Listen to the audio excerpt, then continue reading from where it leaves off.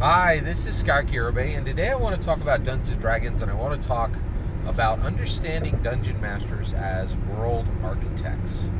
So we're coming up on 50 years of Dungeons & Dragons, and it's going to be a huge year of celebration, and it's also going to be a huge year of reflection, right? Because, the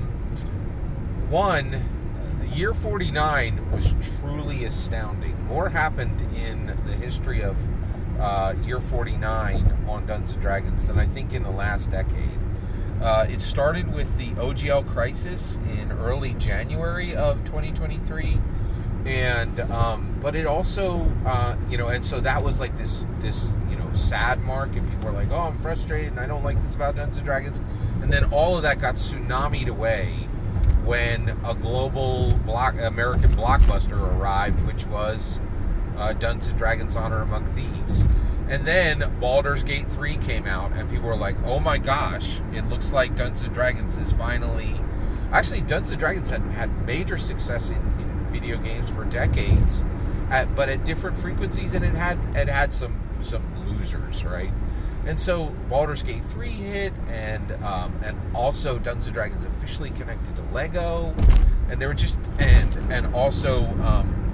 Magic the Gathering, which is canon to Dungeons & Dragons, got its biggest set in all of history, which was Magic the Gathering, Lord of the Rings, Tales of Middle-earth, which did a lot to, in my humble opinion, brought very significant energy to making Lord of the Rings an official Dungeons & Dragons canon setting. We're not there yet, but but the stakes are in the ground. Truly incredible, right? And as we approach this 5 decades of Dungeons & Dragons, there's some harsh realities that are emerging. One is that Dungeons & Dragons is the entirety of tabletop role-playing experience.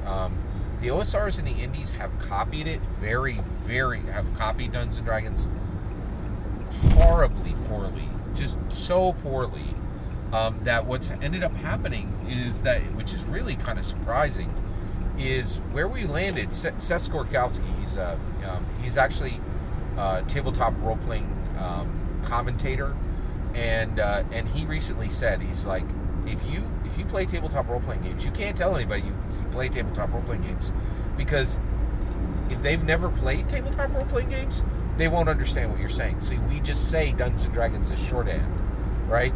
But he went further, and he's like, but the reality is this is wrong. Right? Because, like, the reality is this is like when your grandmother or your grandfather, he said grandma, but I don't want to make it gendered, right? So but he made a great point. He was like, when your grandmother or your grandfather says Nintendo, but they mean video games, right? And they just, like, they don't know any better.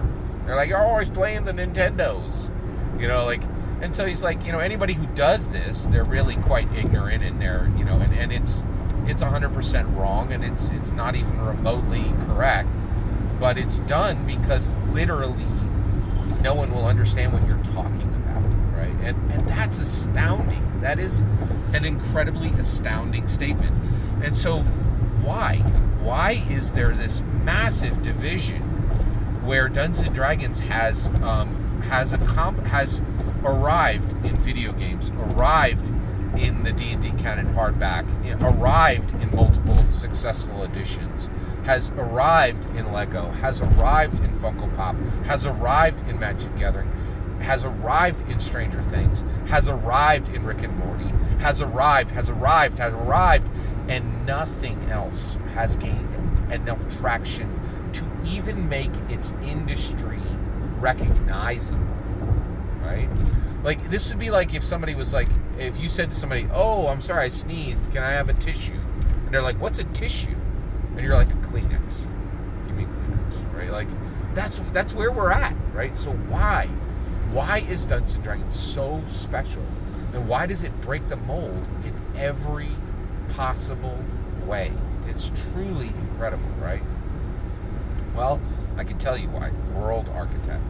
So, Dungeons & Dragons is not possible without a dungeon master. You have to have a dungeon master, right? If you don't want to use a dungeon master, go get yourself to a story game like Quiet Year, and they'll take care of you. It's not a tabletop role playing game. It's not a tabletop experience.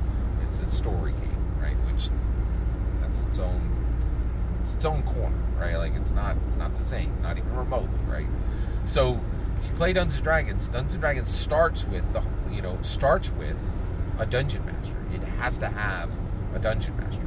Now get this, I'd love to tell you it has to have a good one, but that's not true. Like one of the reasons why Dungeons and Dragons has been so massively successful, in my opinion, is you don't actually need a good dungeon master to have fun with Dungeons and Dragons. You can enjoy yourself with Dungeons and Dragons, and the dungeon master doesn't even have to be good. But if the dungeon master is great, you can have an incredible tabletop role-playing experience, right?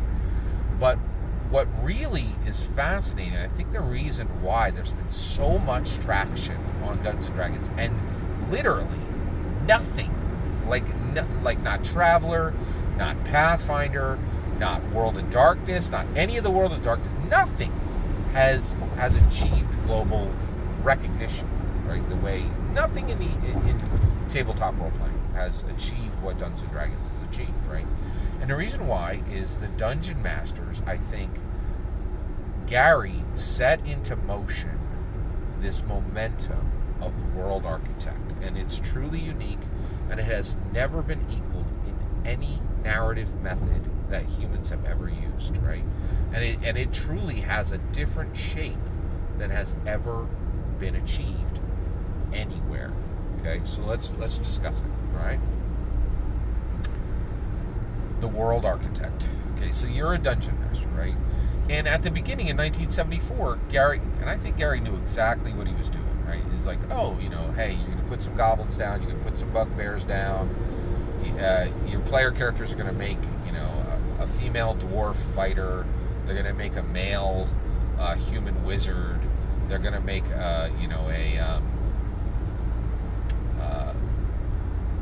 an elf rogue, and a thief, and you went down and they're also going to make a gnome cleric, right? And we're gonna get it done. We're gonna move forward, right? And create this story, right?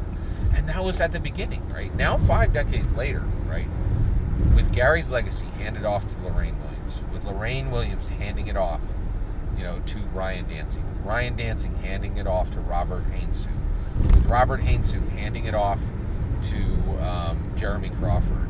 You've had legacy modified, legacy expanded, to the point where now dungeon masters at their highest level are these incredibly bespoke, incredibly powerful, incredibly unique, really powerful world architects. Now, what do we mean by that? Well, people who have gone into dungeon mastering have realized, okay, so I'm responsible to create the entire world, like the economy, the pantheon, the magic system, the way water flows through a city, ships. Do the ships fly on air or do they fly on water? Is there planar travel? Like everything. Like there's nothing that is beyond the span of the dungeon master. Every single possible detail of the world. And then, wait, are you telling me I have to play 100 non-player characters? No, you're saying I need to do 300 non-player characters to really fulfill this world? And they all have to be unique, and I need to understand their morals, and I need to understand their intelligence, and I need to understand their charisma, and I need to depict confidence in different ways? What? And there's this group of people, and there's at least hundreds of thousands of them. There's at least 500,000 of these people. In 50 years, we have at least 500,000 of them. I think there very well may be 1.5 million of these people who realize that the dungeon master role is a duty of world architect, right? Thinking at the level of an architect and saying, I have to structure everything in this world. And that means the only possible way to do that in this fantasy world, right, is to understand my real world at every single level, and at every discipline I have to delve into, right? And so what it does is it transforms dungeon masters to this group of people that exists nowhere else, right? Where they're saying, okay, I have to understand all of it, right? Like, I'll never be able to understand all of it at massive depth, but I might be able to understand all of it at medium depth. And it's a challenge, and it's a draw, right? And it captures people. And the link is below. And Joe Manganiello is like, hey, I'm having elevated conversations with people who have transformed their own lives and correspondingly the civilizations they lived in by playing Dungeons and Dragons, right? Like saying, just stripping away all the artifice and saying, this is far more than you ever imagined it was, you know. And what he's acknowledging, in my humble opinion, is the rise of the world architect, a person who never encounters anything that they think they don't need to understand at a deep level, right? Or attempt to understand at a deep level and achieve medium knowledge of everything, right? It is the polymath brought to the common person, right? And saying this isn't for patrons, and this isn't for people who are patrons and are funded by a church or by a university.